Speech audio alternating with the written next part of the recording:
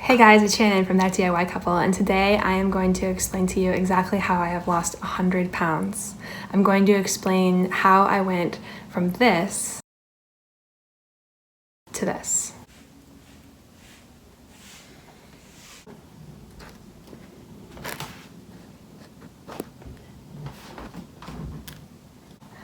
I'm going to break it down into 4 main lessons that I have learned in the course of my research and my study of weight loss, and I'll give them away right here at the beginning. The first thing I did was I became a whole food plant-based eater. The second thing I did was I eliminated sugar and flour. The third thing I did was I started thinking about the way that the foods that I was eating affected my weight loss and weight gain hormones. And the fourth thing I did was I stopped exercising during the weight loss journey. I'm gonna go into each one of these things and explain to you in detail the influences that led me in this direction and why I did it and why these things work. Let's get right into it.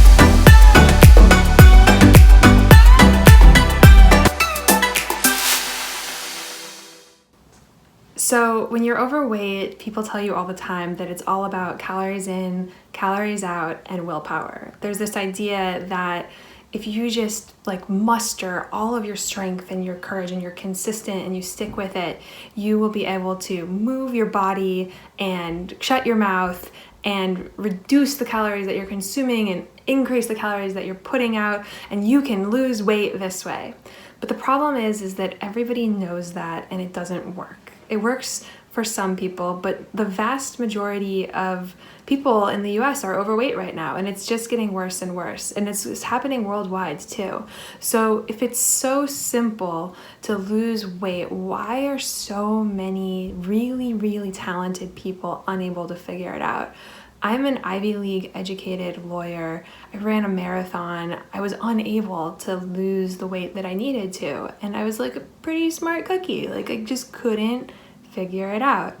So I think the very first thing that you need to keep in mind when you're on a weight loss journey is that it's conceivable that everything you know about weight loss is wrong. And that is kind of a lesson in humility, and also just a lesson in history that at various times in the world, we have thought that cigarettes were healthy, or that, leeches would cure you of your ailments. And human knowledge is limited. And so whatever everyone is telling you to do at a given time in history may or may not be accurate. Time will tell. So for me, being open to that possibility was step 1, that maybe not everyone else who was telling me how to lose weight knew best. Step 2 was being open to getting new ideas. So I went to the bookstore and I got a weight loss book. I've gotten weight loss books in the past. Like most people, I would try new things and go up and down and yo-yo and, take off a little weight and then put right more back on a couple months later. But luckily, the weight loss book that I picked up a couple years ago really helped me and stuck with me. And that was a book called Eat to Live by Dr. Joel Fuhrman. And that book made a really compelling argument for a whole food, plant-based diet. Now, there are a ton of other authors that you can read. Whole by Colin Campbell is good. The China Study. You can watch Forks Over Knives on Netflix, or What the Health. There are so many. I'll link several resources for you down below. But there's the basic gist of all of these books, which advocate a whole food, plant-based diet, is that there is a growing body of evidence suggesting that a lot of adverse health and outcomes in developed countries are correlated with increased consumption of meat and dairy. And that increased consumption of vegetables and fruits and things that come from the earth contain all sorts of phytonutrients and micronutrients, which can really fuel our health and help us maintain a healthy weight. That's the bottom line. I was shocked. I love meat. I woke up in the mornings craving a sausage, egg, and cheese, and I was very focused on getting enough protein, and I would eat hamburgers and hot dogs, and I love bacon. I love the taste of meat, and I don't use the word vegan because the word vegan is a loaded term which I think it includes an ethical component where you feel like it's wrong to eat animals. And I use the whole food plant-based because I don't actually subscribe to a judgment-based philosophy around diet, but more a science-based one. So that's lesson 1. Eat more plants. Eat less meat. It's better for you. It's better for the environment. It's great that animals don't have to die in order for you to live. The first question everyone asks is, where do you get your protein? We're just too focused on macronutrients like protein. Protein is good, carbs are bad, fat is bad, or fat is good, depends on who you ask. It's not about macronutrients, it's about micronutrients. It's about getting a wide variety of color and phytochemicals and nutrients from a wide variety of whole plant food that keeps your body really healthy. The main study that everyone cites when they advocate a whole food plant-based diet is the China study, which essentially looked at a large population of a fairly homogeneous group of people throughout China and noted that in the richer areas where they were eating more meat and cheese and things like that, they were suffering adverse health outcomes that they didn't experience in the poorer areas where those things were more expensive. There are other studies that you can look at, like there's an interesting one in Northern Europe where when the Nazis came in during World War II and the supply of like meat and cheese and things like that was cut off, the incidence of things like diabetes and heart disease went way down. There's tons of research on this, and it's becoming hard to ignore if you're a sentient person who's paying attention. So it doesn't have to be whole turkey, right? Like everybody likes cheese. Everybody like wants a slice of chicken every once in a while. Just eat more vegetables. Eat more fruit. Eat less meat. Eat less cheese. Eat less of processed anything. That was lesson 1. Okay, lesson 2. Lesson 2 was embracing a addiction theory of weight loss as advocated in the book Bright Line Eating by Dr. Susan Pierce Thompson. So this is another book that really sort of influenced my theory on how to successfully lose weight, and it's a really fantastic book. I can do a larger summary in another video, but the basic idea is that the human body processes flour and sugar when they're processed or refined, no matter what kind, not almond, brown, white, doesn't matter. Flour and sugar, these two things which come from a whole plant, like a wheat, like wheat or something else. For sugar, sugarcane, maybe beets. When you take those whole plants and you break them down and you refine them into a white powder, that white powder is processed by your brain in the exact same way as other addictive white powders like heroin and like cocaine. Now bear with me. In the book, she asks you to imagine these 4 piles of white powder. And once you get that image in your head, it's actually hard to get it out because they look really similar. And if you think about it, cocaine comes from the coca leaf, which grows native in the Andes. People drink tea with it. It's not a big deal. It gives you like a little buzz, like having a cup of caffeinated coffee or something like that. But when you refine it and you process it and you take all those plant nutrients and you break them down, your body is like, whoa, I like that. I want some more of that. And you write like really, really good music in the 80s. Heroin is the same thing, right? It's like a poppy plant, right? Heroin, if you eat poppy plant, you can have like a poppy seed muffin and it might like kind of mess with the drug test result, but you won't like steal from your grandma, right? You take that poppy plant and you refine it and you process it and you make it into a white powder. It's very easily absorbed by the brain and your brain is like, I need some more of that. I'm not speaking from experience here, but that's the basic idea. And what's interesting is if you embrace a addiction theory of weight loss is that you probably yourself or know somebody who like can't stop eating, chips or Oreos or ice cream or whatever. If you have it in the house, you're gonna eat it until it's gone. And so it's not like sugar and flour are as bad as drugs, of course not. But the idea is that they affect us in the same way. And there's lots of science to back this up. If you look at the way that we like process sugar and flour and you look at our brains, the same reward centers light up. So they make us like drugs, they make us feel really good, and then they give us a bunch of energy and we're feeling great, and then we crash and we go back for more. So this is why you crash after you eat and you want more and more of the same. So I can go into a lot more detail about the book Bright Line Eating. It's truly revolutionized my life. If you'd like a summary, please comment down below or give me a thumbs up. But the takeaway from the book is that it's way easier to say, I'm not gonna have any of that, than to say, you know what, I'll just have a little bit of that.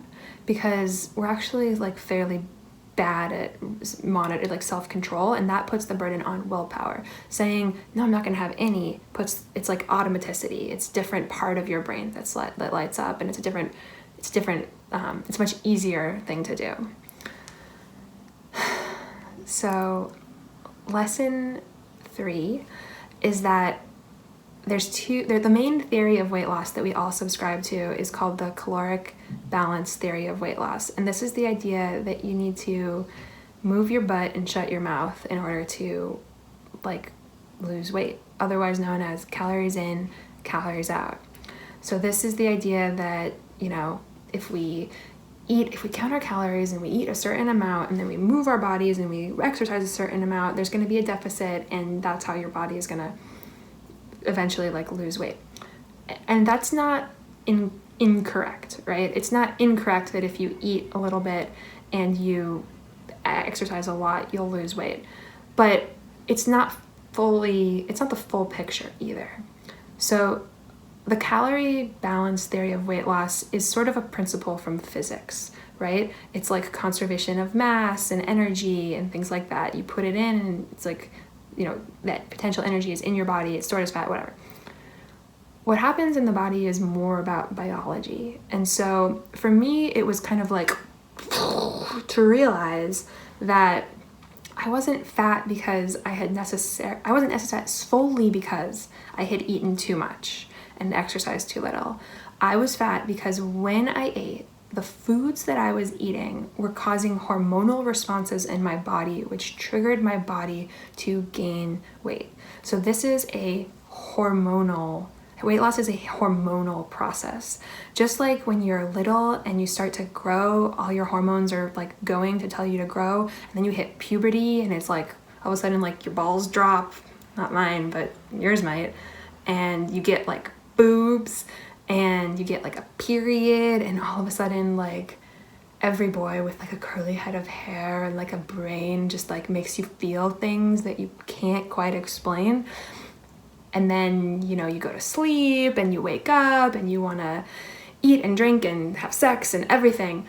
All of these processes in our bodies are hormonal, and weight loss is the same. So learning about the weight loss hormones, insulin, which is the hormone which makes you, like when it goes up, it makes your body store things as fat, and ghrelin, which is the hormone which when you feel hunger, that's like what's making you eat. And leptin, which is the hormone which when it's released into your bloodstream after you've eaten, after your insulin has come up and you're like sort of in the middle towards the end of the meal, leptin is the hormone which in a sort of functioning like normal sized human body will tell you, you know what, I'm done eating, I'm satiated, I feel good, I'm gonna go out and build things and do things and procreate and move. Leptin and insulin are supposed to work together, but the main takeaway from books like Bright Line Eating or the Obesity Code, which really like gives you a lot of detail about the hormonal processes that govern weight loss and weight gain, is that sometimes because our brains evolved before the wide availability of food and the processed nature of it, which is so easily absorbed, sometimes that food enters our body and causes all these hormones to kind of misfire. So, you know, we evolved it before flour and sugar, which raise our insulin like really, really fast compared to how they would be raised if we were to, for example, chew on some wheat or even like have like a naturally occurring fruit like a banana. The insulin goes way up and then it stays there, and then we crash and we want more. And normally what you should do after you eat is you should wait a little while, you should digest, but instead we grab another power bar or like another handful of chips and keep our insulin up.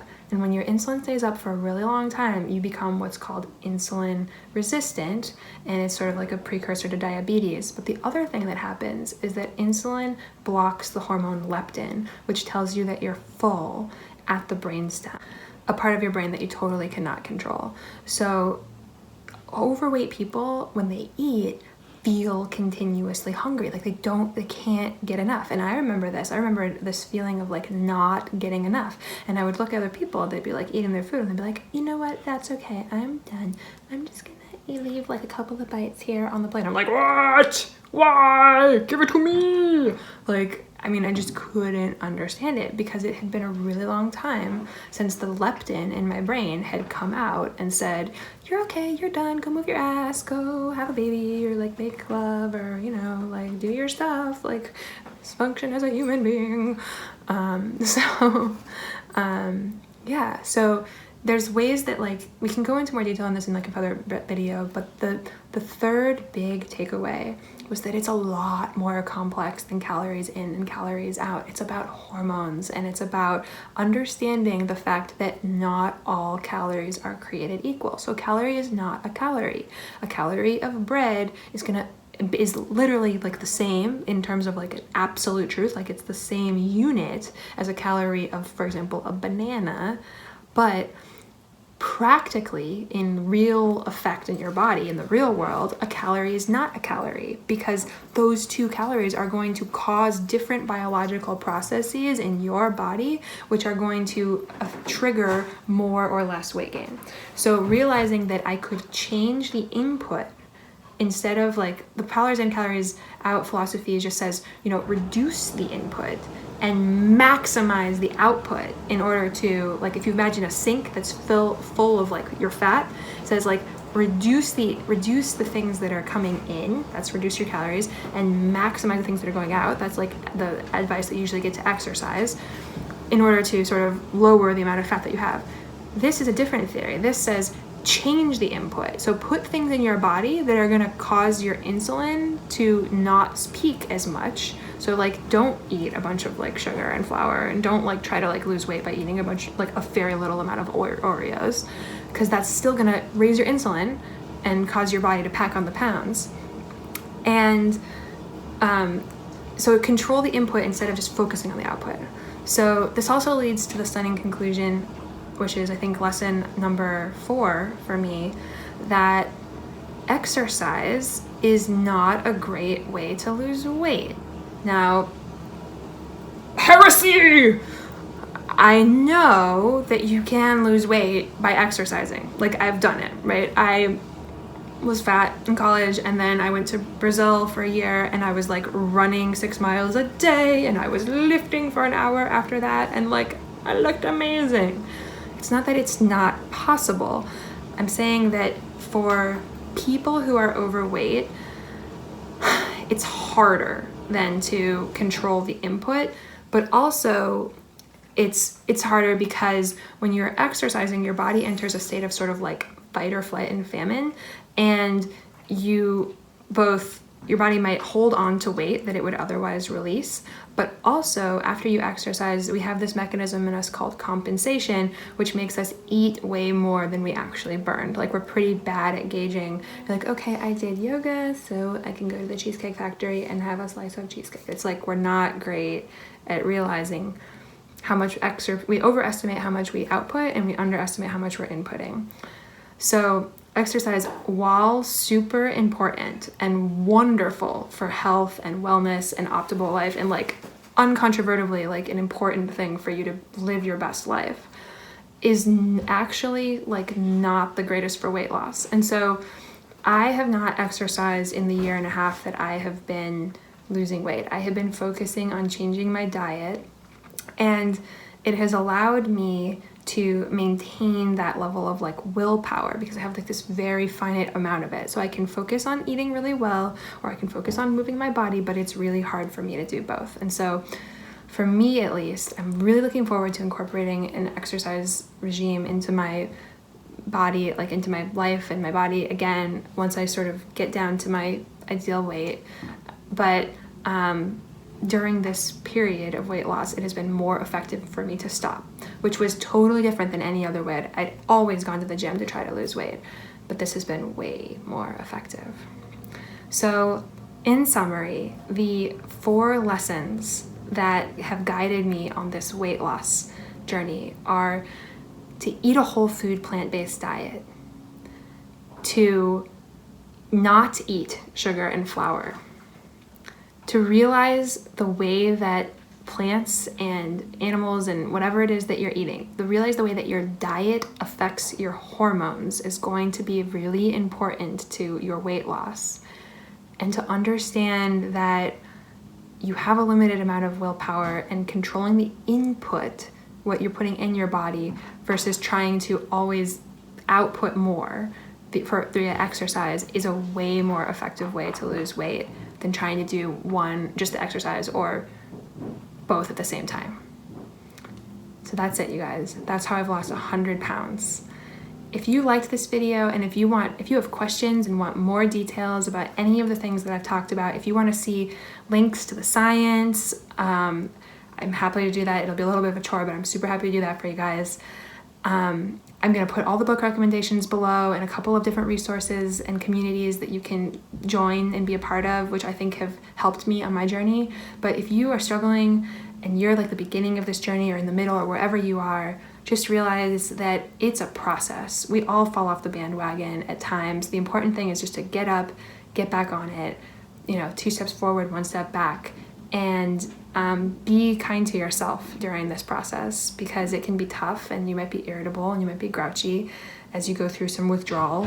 I can give you more tips and tricks for like practically implementing these things, but write me down below and let me know what you want to hear. And if you like this video, please subscribe to our channel. And until next time, thanks for watching.